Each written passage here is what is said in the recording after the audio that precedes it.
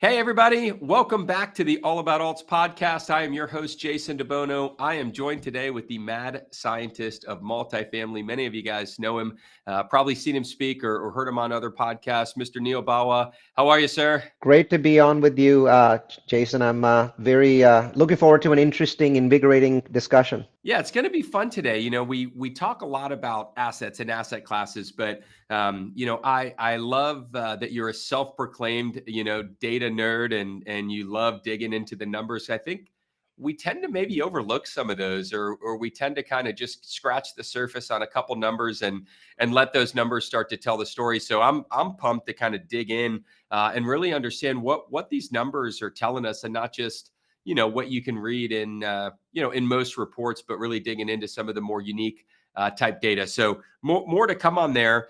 When you're not crunching numbers and figuring out all the equations for the ins and outs of real estate, you do manage a nearly $700 million portfolio across 10 states. You're both a buyer and a builder. Let's start there. How'd you get into that side of how'd you get into multifamily? How'd you get into, you're a tech background. How'd you make that leap? Taxes. So the answer, the one word answer is taxes. In 2003, I was running a company that we had grown from 10 employees to hundreds of employees. The company was cash flowing. We were making lots of money. I live in California, so I was paying 50+% of my income in taxes. And our founder, the senior partner in the firm, I was a junior partner, technology firm, said, "Hey, let's build a campus." And so as I went through the process of building a campus, so most of your listeners, they start with a flip or they start with a buy and hold single family. My first experience of real estate was in helping to build a 27,000 square foot campus from scratch. So trial by fire. I was horrified and terrified all the way through it because I was working a 12-hour-day tech job, and in the evening we were working on architectural design, zoning, permitting, and construction. But it all worked out in the end. No investors, no one else's money. It was just our money, the company's money. And we built it, and I was stunned, absolutely shocked by what that can do when you have depreciation coming from a real estate asset that size, and how much it knocks your salary down by. The difference was mind-boggling. It was absolutely astonishing to me and changed my life. And as a result of that, I started basically keeping more money, right? It's not what you make, it's what you keep. And I was now keeping a lot more. And that pile of money was growing and growing and growing. So my timing was perfect. By the time the pile had grown large enough so that it was burning a hole in my pocket, it was 2008. Before we continue, let me take 60 seconds to tell you about Multifamily University. Are you ready to take your real estate investing to the next level? Look no further than Multifamily University. Our comprehensive resources, including guest podcast appearances, educational webinars, the Real Estate Trends Toolkit, and the Location Magic course, are all designed to make smart investing easy and accessible. Plus, with no subscriptions, no upsells, you can trust that we're always looking out for your best interests. But don't take our word for it. Check out what our satisfied customer, Carlos M., had to say. Neil's presentation was filled with invaluable information that is not readily available to the average investor. This group takes you to the elite level of investing. Join the ranks of the elite with Multifamily University. Join us at multifamilyu.com and start investing from a place of knowledge today. Not only will you have access to a wealth of knowledge from industry experts, but you'll also be able to stay ahead of the game with our in-depth analysis of market trends and potential recessions or corrections. Invest with confidence and make informed decisions based on data, not gut feel. Don't miss out. Visit us at multifamilyu.com today or click the link in the description below. And now, back to the content. And so in 2008, I started to use, I'm a data scientist by profession, so computer science is my major, network engineering was my trade, but data science is really the key area of focus. And so I decided I'm going to apply data science to real estate. Why can't I apply it to real estate if I can apply it to technology? So I basically paid a Ukrainian hacker to spider dozens of different websites, including the Bureau of Labor Statistics, which I got in trouble for because I received a call from the FBI saying you're crashing our website. So we had to slow our spider down. And so we gathered that information, we put it into a system, and what the system told us, and very technical, but I'm going to give you the bottom line. The system said that this may be the greatest time in the last 100 years to buy real estate. So I'm an idiot in these kinds of things. I just went around telling everybody that, and people basically were looking at me like I'm the greatest moron of all time. In 2008, I'm going around telling people that this may be the greatest time, to buy real estate in 100 years. And everyone's like, don't you know what's going on out there? I mean, people don't even know the value of real estate. I'm like, no, no, no, no, you don't understand. Everything that you're buying is 30, 40, 50% below replacement cost. Don't you understand that? And let me show you this amazing statistical analysis and data analytics big tool that I put in. And nobody even, like, people were just tuning out when I would say those words, right? They're like, I don't care, this guy's an idiot.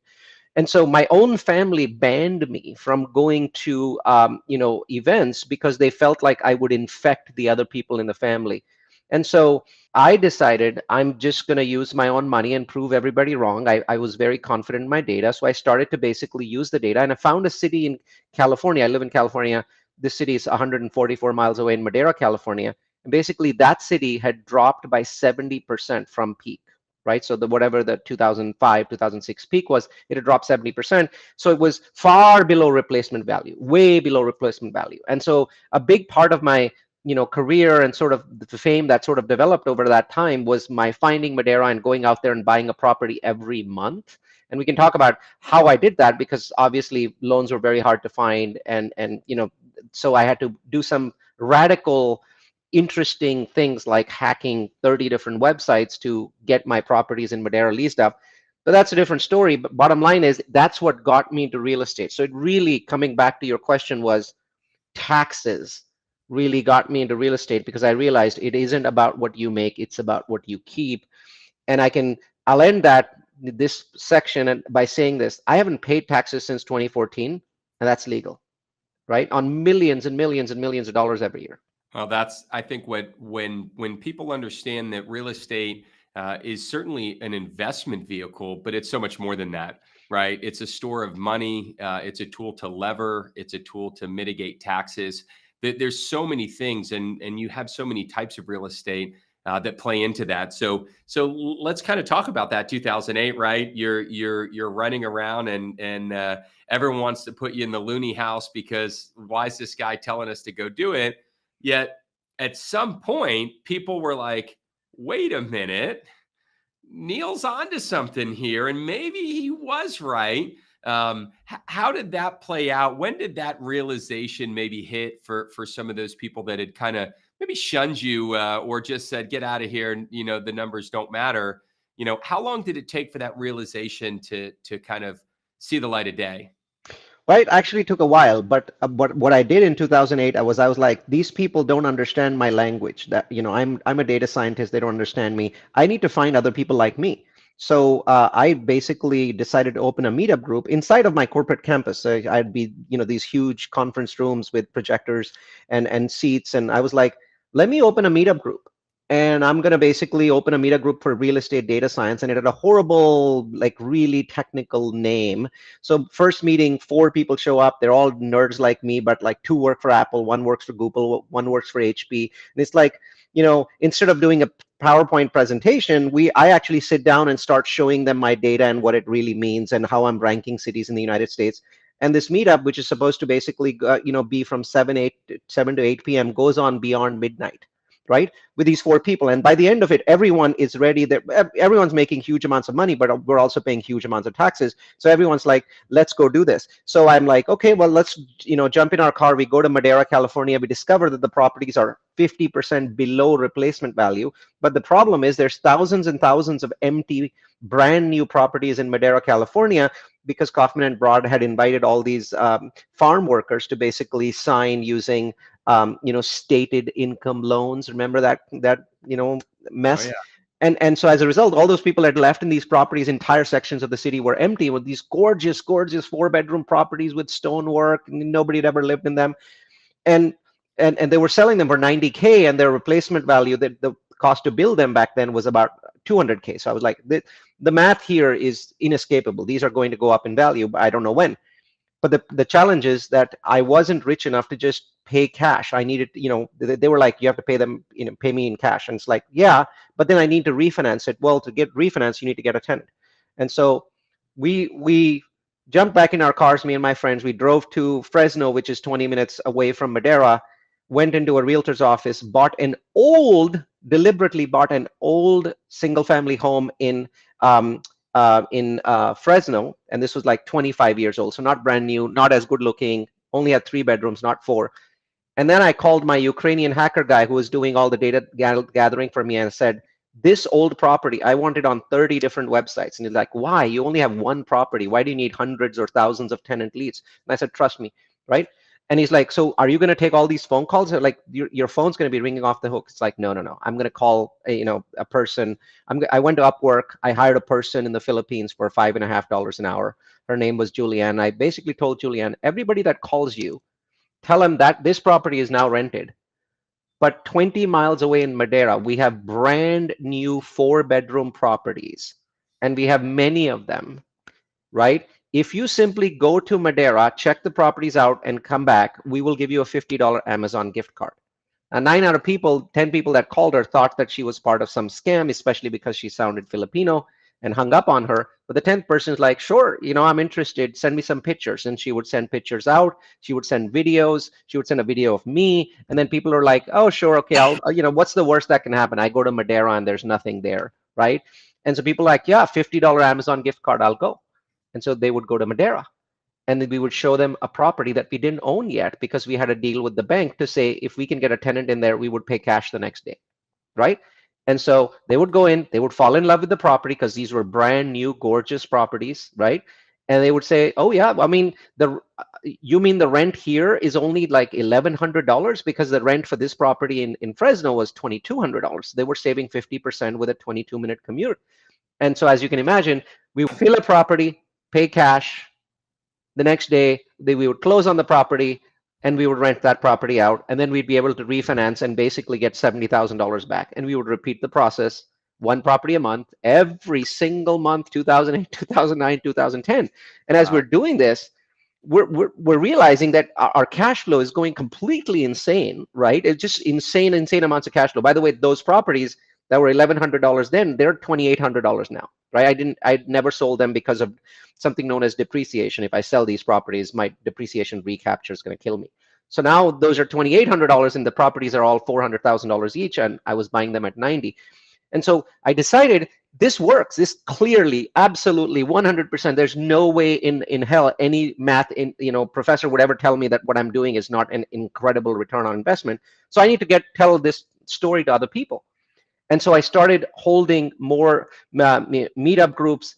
I renamed my meetup to a nicer name called Location Magic, right? How to find the best cities in America to invest in. Now, 10 people are coming to a meetup, soon 50, soon 100, then it's standing room only. Then people are actually coming to me to say, we can sponsor your meetup so you can get food. And then before I know it, people are calling me from conferences across the United States saying, aren't you that nerd guy that has this thing called Location Magic?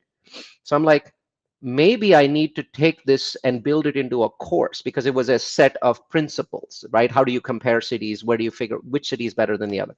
So I built the course and I stuck it on a website called udemy.com. So that's udemy.com.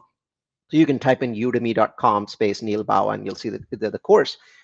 And I was like, maybe 100 people, 200 people a year will take the course there. And I had at that point, I was just looking to share. I had no product to sell, no service, no education. It was just like, let's give this stuff away for free because I'm liking the ecosystem of people, these nerds that are developing that really like real estate. And so it was just fun. And this is 2009, 2010, 2011. So I put the course up there and it just goes supernova, Jason, right? So right now, if you go type in udemy.com space Neil Bawa and click on the course, you'll notice that there's 13,000 people taking the course. It is the highest ranked real estate course on Udemy. There's hundreds of courses on Udemy. There's over 1,000 people with 5-star reviews on a free course. And this course is, 2 hours long, and it basically tells them how to rank cities in the United States for real estate. People have loved this course. And, I get thank you notes every day. I still answer all of the questions that they have personally. So I spend about 30 minutes every week answering their questions. And each year I update the course because the way the course is designed, it's for a specific year. So once in a year, we update the course. And so this community started to develop around me in 2011, 12, 13, and I'm still running my tech company. And then I sell my tech company in 2013 and end up with a massive tax bill. And the only way to get rid of that tax bill was not just to invest in real estate, but to invest in real estate as a general partner where you get additional depreciation. So on the same piece of land, you get more depreciation as a general partner than you'd get as a limited partner, because you're also getting some of the depreciations that the limited partners get. You get a piece of their pie as well. And so that's what started my journey. So I think late 2013, early 2014 is the first time I actually took investor money. But it was really easy, Jason, because a community had already developed. I had thousands of people's attention. They knew that for years I was giving my data science away. So when I called on them for the first time to invest with me, it was extremely simple, extremely fast. Yeah, it's amazing how I love talking to people about how they got started in their stories. And, you hear so many different things, and it's amazing. You didn't really start this to get where you are today. A lot of people, they do start, I left my career. I, went into real estate because I wanted to grow. And you were kind of like, I like my tech career. I just like to apply the tech, and I happen to apply it to real estate. And here we are. And what an amazing growth, especially on the education side. That's a chance Yeah. to help others learn and get into this business. So let's fast forward. Here we are, 2024. What you sold your company 10 years ago. Are you doing anything in tech? Is real estate full time? What keeps Neil busy today? I am a angel investor at Plug and Play, which is the largest startup accelerator in the United States. So I keep myself, in tune with angel investing and with technology. Technology is my first love. I tell people I am not a real estate person. I'm a technologist that is investing in real estate, and I invest in lots of things that have nothing to do with real estate. Artificial intelligence, crypto, all kinds of things that catch my fancy. I just find real estate to have taxation benefits that none of these other areas have. So I stick with real estate as quote unquote the day job. But what I like most about my day job is I have the time, and I have an army in the Philippines that I've used to automate most of my business. Also an army in the US, but a bigger army in the Philippines. And that gives me time. And I use that time to publish a great deal of real estate data.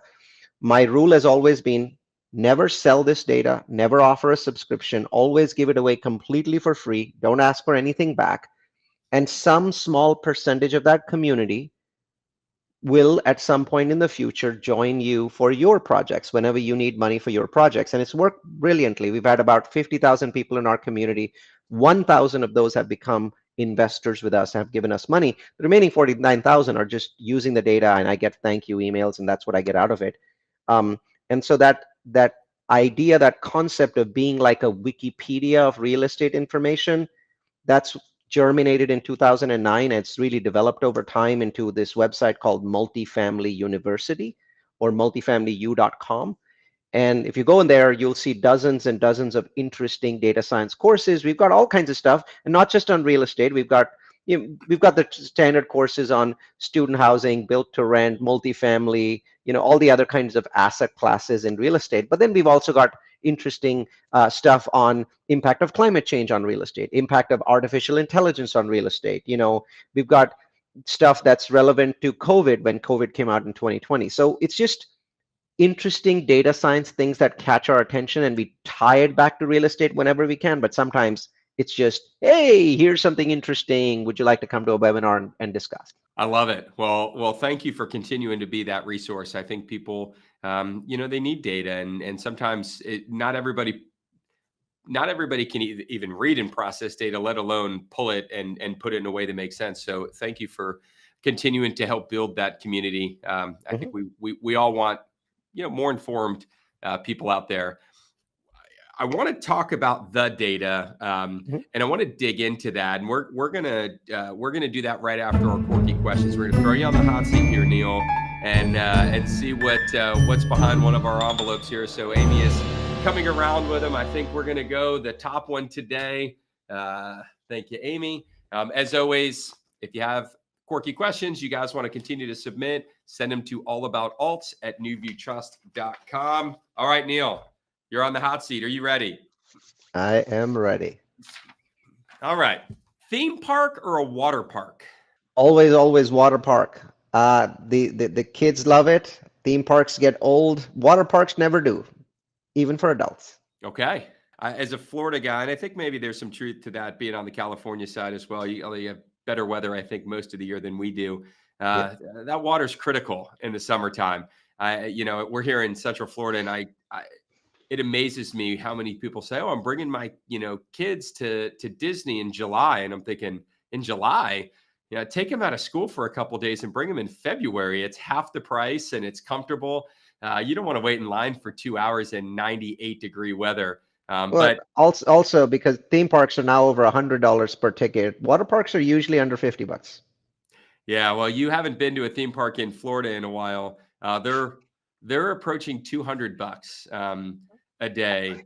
It's yeah, I don't know how. I mean, we live here and it's unaffordable. I don't know how you pack up a family of four and put them on an airplane and Yeah. hotels, and yeah, it's unbelievable. But they'll keep driving prices up until people stop showing up. All right. If you could live in any home from a sitcom or TV show, what home are you living in? That's super interesting. What was that show? I can't remember the name of the show. It's been a while. I don't know. I don't have any particular home that I've liked in the sitcoms. Um, they're all kind of very standard in design. So I will simply say I'll pick one from a movie instead from a sitcom. I liked Tony Stark's penthouse in the Avengers with the big A. I'd love to live there.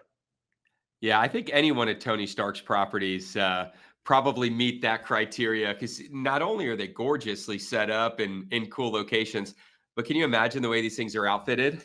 No, Yeah, I they're like that. incredible. I do like that. All right. If you had to be a candle scent, what candle scent are you going to be? That's an interesting one. Is it okay to pick fruits? Strawberry. Yeah. You can get a candle that smells like anything today. So I think you're Yeah, you're pretty yeah. open-ended here, Neil. Strawberry. I like the fact that there's a fruitiness to the scent. I like fruity scents. Okay, strawberry it is. You, my friend, are I off like it. the hot seat. So Yeah. Woo. always, always fun. Never quite know what you're going to get, both in question and answer form. So, thank you to those that continue to submit questions. We always appreciate it. As much as I love the show itself, it's always gives me good joy to open that envelope and read those out. So, thank you, Neil, for hopping on the hot seat. Let's get back to the data, right? I mean, we talk about data and it is amazing because there's data so much to so many people, right? And data is absolutely critical in decision making, but you're pulling data. I think probably I don't know if it's unconventional, but I think for most real estate investors, there's 3 4 5 points of data tops, right? And you're kind of saying, hey, let's get to 10 or 20 or 30 or 50 or 100 points of data. What's the data telling you? I know you kind of look at it year by year. We're in Q2 of 2024, at least at the time of recording. What's the data telling you, Neil? What are you seeing, and what's been maybe kind of the bits or pieces of data that have just jumped off the page at you in the last few months? Well, the most shocking pieces of data, the ones that I think are the most important, right? Data is always important, but my core belief is some pieces of data are much more important than others. So I'm going to give you those pieces of information. So in 2013, more than 50% of Americans could afford the median home. 2013. So reasonable, right? Half of America could afford a median home. And that number sort of slowly declined, but it was still at 45% the day before COVID hit. 45% of Americans could still afford a single family home. Today, that number is at 15%. Wow. So in a little over 4 years, we've gone from 45% of Americans being able to afford a median home to 15%. Basically, what this means is 1/7 of the families in America can afford a median home, 6/7 cannot. So the first thing that that tells me is the last 4 years have been remarkably different. So, and I'll talk about what that means for investors. What does that mean for the country? But first, let's dig a little bit deeper into why we've gone from 45% to 15% in just 4 years. The first reason is home prices are up 44%. So in 4 years, home prices have gone up 44%. They really spiked in 21 and 22. And then since then, they've slowed down. But despite the fact that interest rates are more than double today, compared to a little over 2 years ago, despite that, home prices have not declined. Most people would think, yeah, with interest rates being, in the 7.5% range for a 30-year fixed, you'd think that home prices would go down. No, nationwide home prices in the last 12 months have increased by 6%. And even in super expensive metros where like the place I live, San Francisco Bay Area, they've increased by 4%. So you'd think that San Francisco, people are paying $2 million at 7.5%. That should crash the market. 4%. Maybe not 6, but 4%. So home prices are going up. So the first reason for the lack of affordability is 44% increase in home prices, right? But the worst part is not the home prices. It's the mortgage rates, right? So interest rates were around 3.5%, 2.5 years ago, and now they're at 7.5%. Now, what does that mean really? Well, when you buy a home, the first thing you need to look at is your mortgage payment. So wouldn't it be nice to compare the mortgage payment one day before COVID with today's mortgage payment? Wouldn't that give you a true sense of the picture? Well, mortgage payments in the United States have increased by 111% in 4 years. Wow. So if a home cost $3,000 the day before, monthly payment was $3,000, today that monthly payment is around $6,700, right? That is a mind-blowing statistic because when I compare it with the other most important statistic, how much have salaries gone up in the United States? Well, the answer is salaries in the United States have gone up 19.7%. So in 4 years, so roughly 5% a year in the last 4 years, right? Which is fairly normal. They've actually been going up faster than normal because of inflation being high. So Americans got 20% more in salaries, but their mortgage is up 111%. Hmm. And home prices are not declining, even though, interest rates are, all-time highs because of the lock-in effect. Perfect example. I have a big mortgage at 1.75% fixed, and my mortgage is roughly $5,000 a month, including taxes and insurance. If I were to sell my home and buy it back for $1 more the next day, my $5,000 payment becomes $20,000 a month. So I'm locked in. I can't go anywhere. I can't sell. Well, more than 25 million American families are locked in at interest rates below 4%.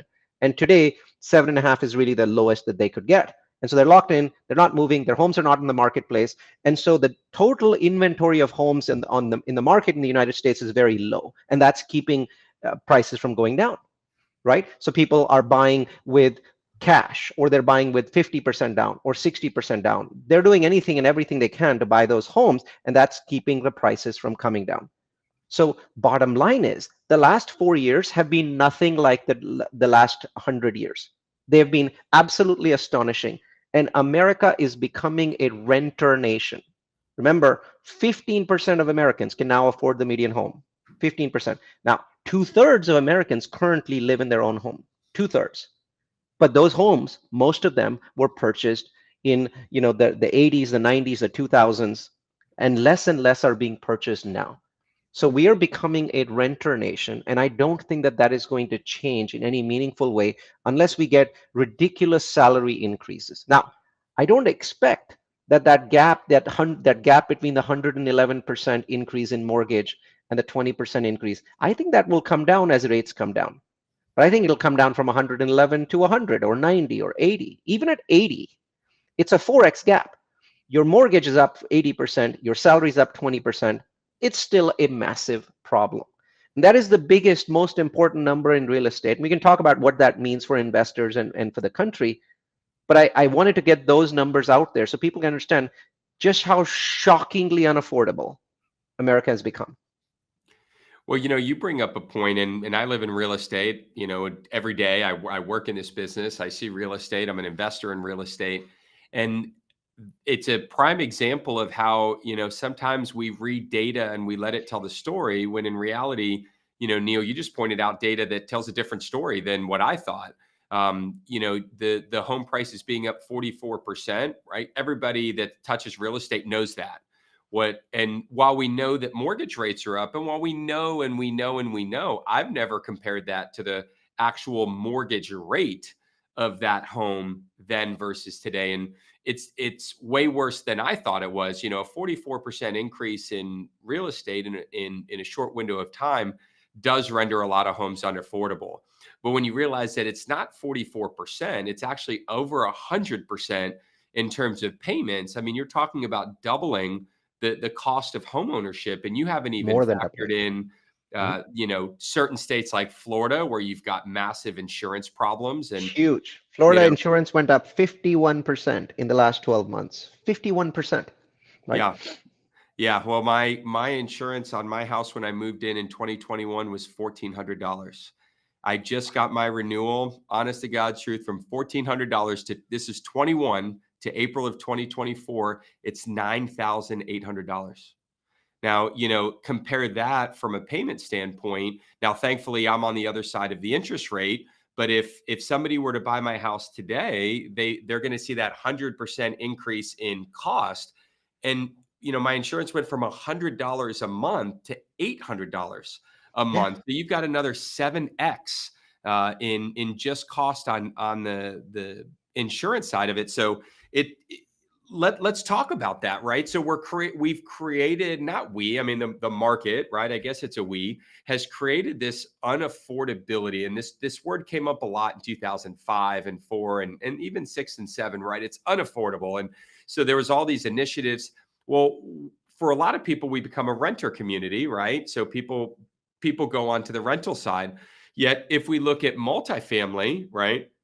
Multifamily is facing some challenges of its own at a yeah, time when the single family market is actually pushing people to be renters. You would think this would be like skyrocketing the rental income on a multifamily dwelling, yet we've seen prices come down.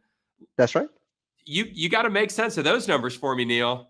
Sure. I think it's really straightforward. So when you buy a single family home, the vast majority are still non-investor related purchases, people buying a home to live in. And that is an emotional purchase. If you're buying a home for $1 million and the home next to you, which is the same identical size, just sold for 1 million, your home's worth 1 million. Any bank will immediately use that as a comp and give you a loan as long as you can afford it. Multifamily doesn't really work like that. Multifamily is a business. When you buy a 200 unit apartment complex, I just bought a 194 unit apartment complex called Midtown Ridge. And Midtown Ridge, its price, I paid 29.6 million. It would have been about 38 to 39 million dollars if I bought it in March 2022. So a little over 2 years ago, this property would have cost $8 million more to buy. You know what's cool is its income has actually gone up about 5%, not a huge number, but gone up about 5% in those intervening 2 years. So the multifamily is valued based on a couple different things. Number one is its net operating income. So you're buying a multiple of net operating income. But the other thing that happens with multifamily is whenever interest rates go up, and as you can imagine, interest rates have doubled, right? So let's just use doubling as a good number, right? So we had some properties at 3%. Now those properties are at 6.5%, right? So if interest rates double, your mortgage payment is increasing. On the single family side, nobody's paying attention to the fact that that mortgage payment has more than double. On the multifamily side, the lenders say, your mortgage payment is higher, so your debt coverage ratio is lower. Essentially, you're not able to cover your debt. I'm not going to give you that much of a loan. So what is happening in the multifamily industry is that for the same property with the same income, the banks are giving you 30, 40% less debt. Well, if you're going to get 30% or 40% less from the banks, the value of the property has to come down because you're not going to double the amount of equity or down payment that you're going to put in. You're going to put in the same down payment, right? 20%, 30%, whatever it may be. Well, if that gap that has opened up with the banks giving you a lower loan means the value of properties has dropped. And so the same property with same or higher income compared to 2 years ago is now 25 to 30% cheaper because multifamily is a business and single family is an emotional investment. So for the first time in American history, we have seen the largest divergence between single family performance and multifamily performance. We've never seen a divergence this large. 2008, both went down, right? So multifamily went down, single family went down. But this is a divergence that's happening, and it's an extraordinary opportunity because the demand for multifamily is up. As you said, Jason, millions and millions of people who before COVID would have transitioned to their starter home are unable to transition. Where are they going? They're going to multifamily. So absorption rates of multifamily, which is a technical term for saying how many people want to be renters, is up. It's up big time. In every metro in the United States, absorption is up. But prices are down because banks don't care about demand. All banks care about is your mortgage payment has doubled. That means I'm going to give you a much smaller loan because I want to make sure you've got a cushion because multifamily is a business. So we have this opportunity where at the same time, when we have record-breaking absorption on the multifamily side, we've also got prices dropping at the same level. There's one other thing that is causing prices to drop, and that is incoming supply. So imagine 2022.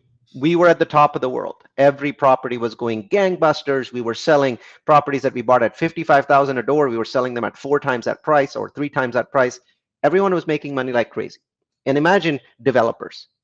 Wouldn't they be able to get money to fund their properties? Right? Everyone is throwing money at them at cheap development loans, which were actually loans that would adjust if rates went up, but rates were low back then. Nobody cared.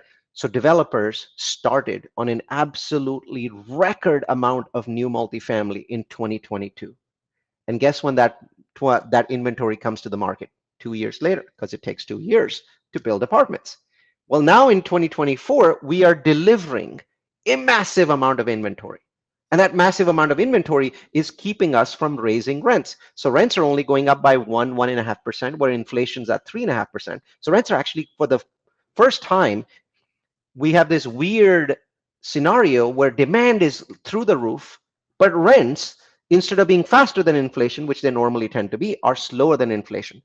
But that ends halfway through 2025 because in 2023, with interest rates being so high, less developers started apartments. In 2024, even lesser are starting apartments. So this glut of incoming supply, which is based on all those low interest rates from early 2022, is going to end in the next 12 months. And the moment that glut ends, we're going to raise rents by 5, 6, 7%. In our world, if you raise rents by 3%, you can double investor money if you buy a good property in about 6 years. If you raise rents by 6%, you can double investor money in 3 years. So we're looking forward to this opportunity. Right now, we're just suffering and taking a beating from that incoming supply. We're not able to raise our rent, so we're tightly managing our property. Most people in multifamily are not distributing cash flow to investors this year. We're saying, hey, hang on, let's wait until next year. But this is the same opportunity that I saw in 2008, right? You have a divergence, increase, a massive multi-million family increase in absorption, and at the same time, a decline in prices by 25%. So today, I am telling people, most of my investors are bearish because of what happened in multifamily in the last 18 months. And I'm telling them, you're looking at the past to make future decisions. That's a terrible way to make decisions. Look at the math, understand the opportunity. And by the time you get comfortable, this opportunity will be gone. Because by the end of next year, when that supply glut ends, we raise our rents, multifamily prices will go straight back up to where they were. That 25% decline is going to vanish. And so I'm very excited to be in the multifamily space right now. I'm not bullish about single family at this point of time. I don't think single family prices will decline, but I don't think that they're going to go up. So my prediction for single family simply is in the next 2 to 3 years, slight decline or plateau, but not an increase. Where they cannot increase with only 15% of Americans able to afford them. Yeah, well, there's just so many different scenarios. One that comes into play, at the time of recording, the Fed is meeting, and so we'll get some more clarity soon. But maybe for context, right? And you can correct these numbers if I've got them slightly off, but the market started to turn on the interest rate side, and once they flatlined, and there was, I'll say the Wall Street bettors were betting on 6 rate decreases in 2024. Here we are in the beginning of May, and we haven't seen a single one. It sounds like higher for longer is kind of the new norm. That bet has gone from 6 to 2, rate increases, where it's almost even money split between whether we'll have an increase or a decrease first, right? So we've kind of backpedaled, right? We've backpedaled all the way from the progress I think that was made around interest rates in January and February. And then, like I said, here we are in May. So let's turn and let's put your Fed hat on, Neil. And to be honest, you may be looking at more data than they are. And I probably, after hearing you talk, maybe trust the way you look at data a little more than they do. But what says you? What do you see in the market, understanding that you're not the Fed, and Lord only knows what they will do. But what a 180. Are we going to go full circle, or are we going to pump the brakes? Are we going to see increases before the end of the year? And if that's all not enough, you got an election, that just pesky little presidential election that's coming up this year as well, which always throws everything out of whack on top of that. So, I think I set the table so nicely for you for just a super easy answer here. What do you got for us? I think that the Fed is underestimated in terms of how much data they look at and how well they follow it. I think most institutions in the United States are extraordinarily biased politically, so I don't trust their data. I actually do trust the data that comes out of the New York Fed and the Atlanta Fed and the St. Louis Fed. These people in Republican administrations do get more pressure, but in Democrat administrations, historically, they get less pressure. For example, if you remember Donald Trump making very, very threatening, aggressive, tweets to the chairman of the Fed when he was president, Biden has not made any direct or indirect, conversations about what the Fed needs to do. And the reason for that is his Treasury Secretary is Janet Yellen. Janet Yellen was the previous chairman of the Fed before the current chairman, Jerome Powell. So he understands and trusts that this lady knows both the upside and downside of being, pushing the Fed. My belief is the Fed is not under any pressure from anyone at this point of time. They're actually in a very sweet position. They have managed to get inflation down from 9 to 3. They've continued, they've obviously raised interest rates to shocking, heights, and they continue to take liquidity out of the market. Most people don't understand the Fed does 2 things, not one. One, they raise or increase or decrease interest rates. But there's a second, and that is quantitative tightening or easing.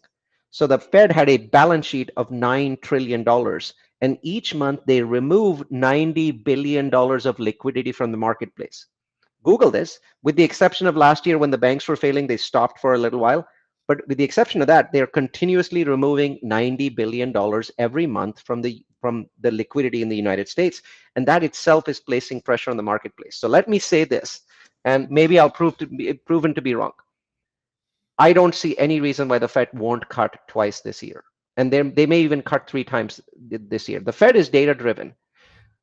Inflation has stayed higher than they anticipated in the last 5 months, especially since January. So January to April, inflation has stayed higher than where they thought it would. And so they're saying, we thought we would cut by May. Now we're not going to cut. We might not even cut in July. We might wait until September. But I think we still get our 2 interest rate cuts because the direction of rate cuts has not changed. The timing has changed, right? So if this is their slope, they're still saying this is our slope. But instead of starting here, we're going to start here. We're going to start later in the process. And that's what the Fed is saying. They're very consistent in their messaging.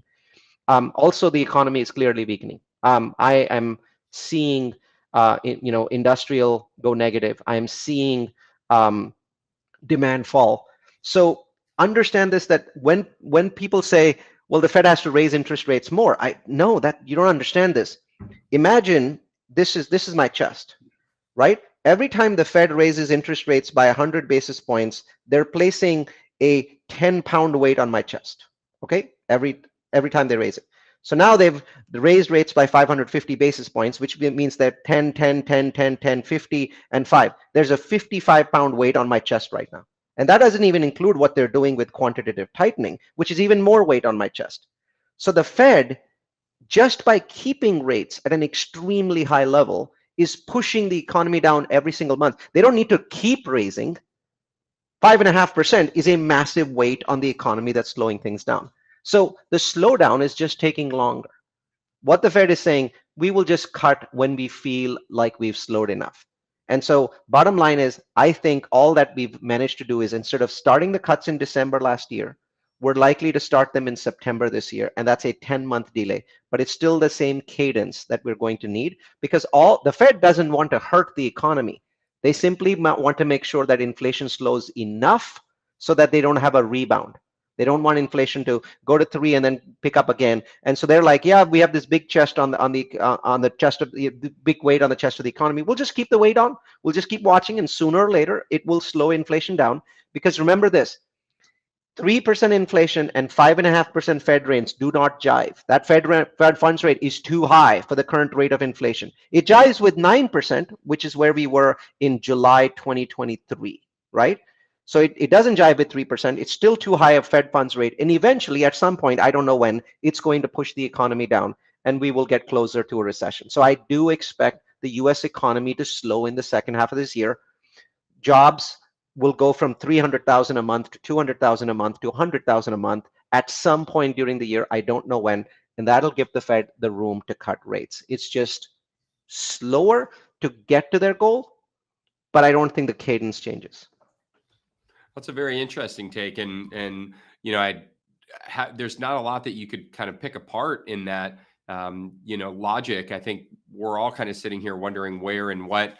I give the Fed a lot more credit than a lot of people do. I don't love the idea that there's They were late. They were late though, and they yeah. cop to it, right? They cop to it. That's what I like about the Fed. If they make a mistake, they say we made a mistake. Well, we're a lot closer to a soft landing, whether we hit it or not, I think, than a lot of people thought a year ago. So still some work to do, but despite all of that, I mean, this is what I keep coming back to. I mean, despite COVID and just the COVID did something to real estate that nothing else has ever done to it, right? Because it's really the first major pandemic in a modern day that we've dealt with, and it created this unbelievable way that we're looking at real estate differently today, right? A lot of people think COVID had its impact on office, and COVID had its impact Oh, on everything. yes. So On absolutely everything, right? I've never seen this. This has been the greatest black swan event in U.S. absolutely. history, apart from World War II, which obviously was in a completely different class. But apart from that, I mean, nothing like COVID has ever happened. Yeah, and I don't think anyone's prepared to say exactly what COVID's done to real estate, because we're still feeling that, right? You still have companies today deciding if they're going back. You still have, and that is not an office building decision. That's one element of it, but the workers, how close they live to the building, what city they live in, what state they live in. This mass exodus from certain states that historically had a lot of labor and a lot. It's just really been interesting, and I think we haven't even seen what the teenagers that were in high school through COVID. How does this change their behavior and mindset around the way they view real estate and where they live and where they pick to go to school? So much more to come. And then we get out of that black swan and we're kind of like, okay, we somehow, this market, this real estate market, this economy survived COVID, right? And then all of a sudden, interest rates go through the roof. The great resignation, right? You've got all these things and you've got inflation. And then here we are. And while we've seen some areas that have seen some downward pressure, to your point on multifamily, it's downward pressure more on rates than it is on supply demand, which is the normal That's correct. valuator. So I guess maybe we'll wrap up today with just kind of a what do we do here, Neil? What data are we looking at, and how do we make sense of all this? And then lastly, is the resiliency that real estate and the economy have showed through all of these last 4 years, which has been certainly some ups and downs. Can it be any more resilient? Is there anything more than it can come up against, or is it going to start seeing some chinks in the armor if things don't get back to kind of equilibrium sooner than later? Well, the piece of data that I want to share with you is this. During COVID, more than 50% of Americans worked from home. That number is now down to the low 20s. Before COVID, it was 8. So 8% of Americans work from home. Now it's 25. So somewhere in the mid 20s. Depends. Republican states are a little lower than that, and Democrat states are a little bit higher, but they're actually pretty close to each other. Here's the most important piece of information. In the last 6 months, that number has not changed. It is not going anywhere. It was sloping downwards from its peak in COVID, and then slope, and then it basically flattened out, and it's clearly now the new number. So 8 was the number before COVID, now it's 25, and that fundamentally changes everything about the US economy because a quarter of Americans now work from home, and that number isn't changing, isn't reducing. Right? We hear every once in a while, Google has called people back. Well, Google had mostly called people back anyway.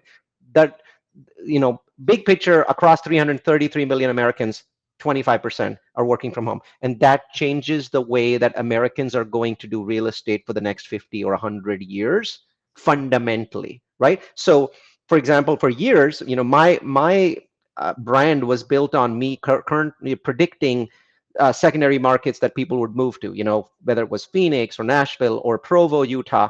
I predicted that people would move out of California. California has had, net outward migration in 5 of the last 5 years. So has New York. And so I predicted those smaller markets, and that's what I do. I rank, 323 markets in the US. Now I'm seeing something very interesting. In those markets that people had moved to, they're now moving to smaller markets. So from Phoenix, people are moving to Tucson and Flagstaff. Yeah, from Nashville, people are moving to Knoxville and Chattanooga. So now I'm seeing, because of work from home, people actually stepping to communities that are 500,000 people and have a higher quality of life, lower real estate prices, lower traffic. And so this move, I think, is the next stage where instead of looking at the biggest market in a state, you now have to look at the second biggest market. There's more money to be made in Idaho Falls than in Boise, Idaho, right? So this is happening in 30 to 40 different cities in the United States that are attracting people from the major market. People are leaving Atlanta, 6 million people, to go to Greenville, South Carolina, right? And so this is happening everywhere. I mean, markets that are secondaries are still attracting people in from the primaries. New York in particular losing a lot of people to Florida and also to North Carolina. But now within those markets, we are now seeing people move into smaller markets. And that is where the real opportunity for real estate is. Look at the places that are 500,000 to 1 million people and invest in those places, because they're going to be the growth story of the next 2 decades. I love I love wrapping up on that because it's practical, right? It gives people something to go out and it says, this is what data says, but just go look. And yeah, I mean, anyone that's close to any of these markets would have to have their eyes closed to not see it.